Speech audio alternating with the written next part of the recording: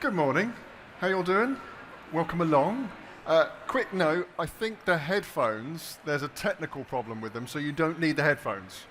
You take them off, put them on your lap or something. Okay, so thank you for coming. Did everybody have to get up very early this morning to get here for kind of 9 o'clock? A couple of nods through tired eyes. So, quick show of hands, who knows who IMRG are? Couple of people. Okay, in case you don't, we are the UK's eCommerce association, and we exist to give online retailers market benchmarks and useful information around how everybody else is doing. And the way it works is we have a big panel of retailers. Here is a bunch of their logos. This is not all of them. There's about 220 of them in our panel. Every single week of the year, these companies send us a file that says, here's how much money we have made on our website. So it's quite sensitive stuff. They will say, here's how much money we made, here's how many orders we had, here's the traffic volumes that we took. What IMRG then do is we add it up and say, collectively, how did that group of retailers perform? What we then publish is the aggregated view of, oh, the industry was up 5% or it was down 2%. But a couple of times a year, we also quiz this panel on some more detailed stuff. So we send them a survey and say, please fill in all this information about your checkout, or about your Black Friday performance, or about your email performance. So what you're about to see are the results of all those retailers sending us very, very specific stuff around how their email is doing, and hopefully, off the back of it, it will give you some very good ideas as to what a good email campaign looks like, what sort of performance you should be pitching for, and maybe even a few tips on how you can actually get to be the best in class yourself. So, bit of clarification to start with to make sure everybody is on the same page. And I appreciate this is a little bit like teaching you to suck eggs, but I want to make sure everybody is on the same playing field here. Two different types of email that you can send out. Either it is a campaign email or it is a flow email. Now, the difference between the two, essentially, is that a campaign email is a one-time send. You decide to segregate a certain group in your database and say, right, we are going to send it to those guys. And it's usually a link to something like a sale event or a new product launch or something like that. A flow email, on the other hand, is kind of an automated setup where a customer on your site does something, perhaps, and it triggers that email to be sent to them. A very typical example is the basket abandonment email that we all get, where you put something in your basket and then you leave and then you get an email half hour later saying, oh, did you forget something? That is a flow email. So we ask retailers to tell us, out of all the money that your email campaigns generate for your company, if you track back that sale and say, yes, that came from someone that clicked on an email, went through to your website and purchased, what is the split of money that you earn between campaign emails and flow emails? And this is the industry average. So it's about 2/3 to 1/3 split in favor of the campaign emails. But is that changing? So we asked them to tell us what that was like across all of 2023 to see if any particular type of those email types is gaining or losing ground. And the answer is there isn't much of a change, to be honest. Very, very similar across most of the months. It goes up or down by a percentage point each time, but basically it's pretty fixed. You're not going to see too much change. But have you ever wondered, with your campaign emails that you are sending out, are you sending too many? Do you think, oh, you know, we're bombarding our customers here. Is it going to generate some kind of drop-off? As part of this survey that we sent to our panel, we asked them, how many emails do you send in a typical month in 2023? What do you reckon their industry average is? Any guesses? It's 23. So that's roughly one a day, one every working day, pretty much. Now imagine how many companies your typical person is signed up to, and if they are receiving one email every day, it gives you an idea of the scope of someone's inbox. We wanted to see whether that changes across the year. So again, we asked them to tell us across all of 2023, how many emails or campaign emails did you send? This is the result. And the interesting thing is November. By far the highest month out of the rest of the year. It's Black Friday. It's basically everyone going, right, it's a whole month of sales, let's hammer our customer database with a load of emails. Kind of makes sense. But you can see for the rest of the year, give or take a couple of emails, it doesn't really move. So the question then becomes, if we know what the average share that campaign emails represent out of all the money that emails make, and we know the typical amount of emails that are being sent, do the two tally up? If you start sending loads more emails, does that mean campaign emails are generating you more money?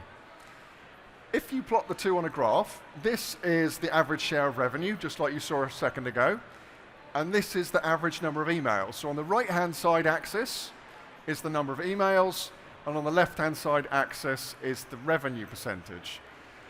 What you're looking for on this graph is, do the two lines follow each other in a nice parallel pattern? Occasionally they do. It's quite a good match, but it's not perfect. Essentially saying sometimes when you like shove out a load more emails, yeah, it might generate you a bit more money, but it's not a golden rule. It's not always going to happen. And as part of this process, you are probably thinking, are we sending too many emails? Are you going to be making your customers go, no thanks, I've had enough?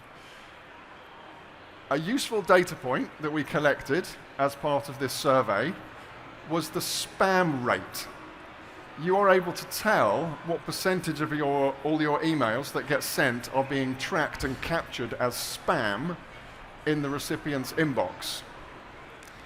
What do you reckon the percentages are of all the recipients to get your emails? It's really low, very, very low is the industry average. So that kind of suggests it's open season, send all the emails you like. But what about unsubscribe? That is the difference. That's kind of the manual change. That's the purposeful act of that person going, no, I have had enough of you, thank you very much. What are the industry average unsubscribe rates? Again, incredibly low.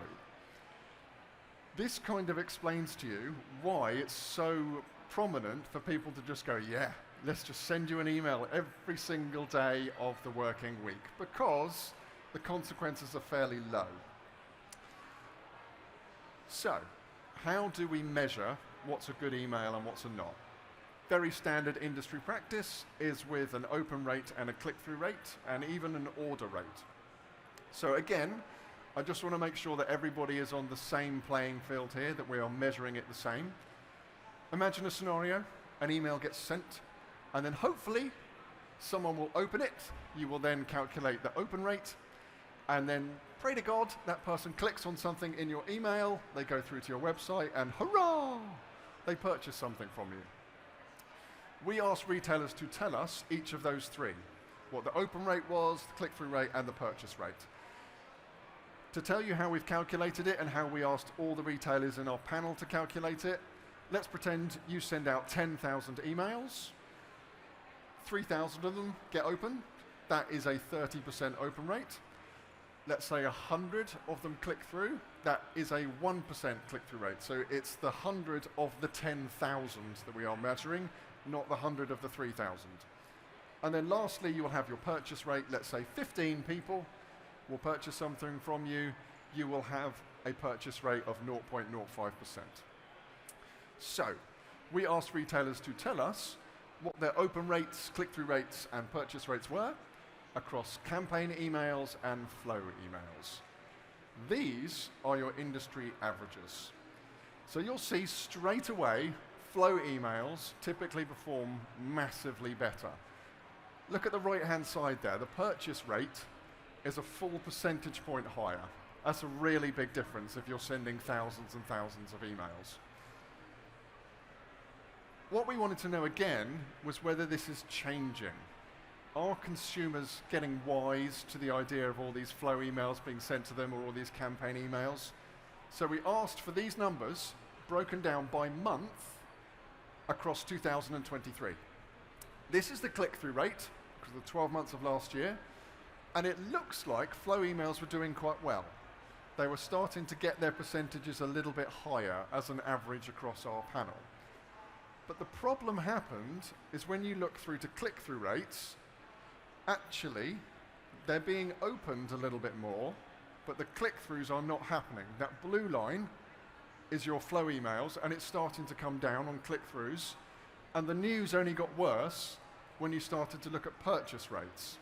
Across 2023, they became less and less and less effective at actually getting people to buy from you. Now, we have a slide here that's loads and loads of numbers. I've shown you lots of averages so far. What is quite handy is to show you some quartiles. So essentially, if you lined up all of the responses that we got in our panel, the person at the 25th kind of percent along that line would be the 25th percentile. The one in the middle would be 50th, and the 75th percentile is the person 3/4 of the way up. These are all the numbers that you would get across all the different campaign types. This is a slide you want to take a photo of, take it home and compare your own email performance, because there's loads of numbers on it. The thing that is interesting is the very, very best. The top quarter is 1.4% of your flow emails. That is the one you want to be gunning for. If you can beat that, you're doing very, very well. So let's move on to some of the stuff now around optimizing your emails and getting them to be better. One of the big things that always comes up when you're talking around improving your email is personalization. So something like this, perhaps in the subject line. So here's an email that I made up. It's from Mega Retail, and they've said, Matthew, you're going to love our new summer gifts. They've personalized it to me because they think I'm going to love their summer gifts. We asked retailers to tell us, do you actually put any kind of personalization in the subject line of your emails? For those that did and those that didn't, this is what it looks like, just so you can be aware of what the competition are up to. Every other retailer pretty much is doing it in flow emails, and nearly, or just over, sorry, 2/3 are doing it in their campaign. But what about within the email where you're showing products? So this is a load of stuff. Matt, come and get the latest looks. They know I look good in lederhosen. They know I need my slippers in the winter. They say, here are some products designed specifically for you. How many are doing that? Again, it's a fairly even split. It's quite likely if you're doing personalization in your subject line, you're probably also doing it on the products within that email. But here's the important bit. We asked them, is it working? And we gave them some predetermined answers to say, yes, it increased our open rates, it increased our click-through rates, it increased the purchase order, couldn't track it, or none of the above. This is the answer. So yes, you should be doing personalization in your emails. It does indeed work by the looks of this. 58% of people are saying it's increasing their open rates. That's good news. So what else can you do to improve? Here are a couple of things. We'll go through and look at open rates, we'll look at click-through rates, and we'll look at purchase rates on some of the things that might be quite worth looking at to try and improve your scores and get them up to the top of those benchmarks. So the first thing we're going to look at is improving your open rates. We went into our sample and said to them, can you please look out of all the emails that you sent last year, all the campaign emails, so the ones that you can curate and change all the detail and spend hours trying to get this to be the best opened email that you can possibly do. We asked them to tell us what the very best open rate was that they achieved across 2023. And we pulled out a bunch at random. Here are the numbers. Now, your industry average, remember, was 39% was a typical open rate. Here is 50%. So there are quite a lot of people, on one occasion, are able to get, at some point in the year, over 50%. If you want the benchmark, 60% is what you're going for. Go home, dig into your emails and find the very best performing open rate, 60% is what you should be gunning for. We then asked them to find that email and tell us what day of the week they sent it on. Is there a correlation between whether you send an email on a Monday and whether someone's actually likely to open it or not? So we said, out of those very best emails, tell us what day it was sent. Any guesses as to which day of the week generated the best open rate across the industry? What do you think? Anyone? This is the percentage of all the retailers on what day generated their best email. Do not send an email on a Monday or a Friday. Monday, everyone hates life because the weekend is over, and they're not going to pay attention to your email. On a Friday, they're happy because it's the weekend and they're not going to pay attention to your email. You are better off sending it on a Wednesday or a Sunday. Probability-wise, that's going to get you a better open rate. But what about the subject line? Have you ever spent far too long working out what that perfect set of words should be in that subject line that's going to tempt someone into opening that email? We asked retailers to send to us the subject line that generated that very best open rate.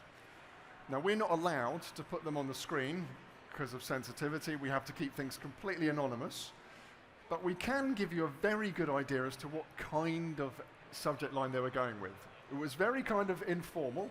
Don't worry, get your hands on it. Very chatty. Kind of emojis kept popping up in quite a lot of the subject lines.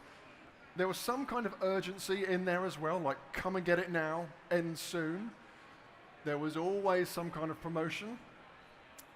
It was very direct, speaking to that person. Popular words were new, free or off. You can kind of work out what they might be. And some kind of benefit. Now what we did, in fact that we couldn't show you the actual subject lines themselves, because we need to keep those secret for everyone that's submitted in our panel.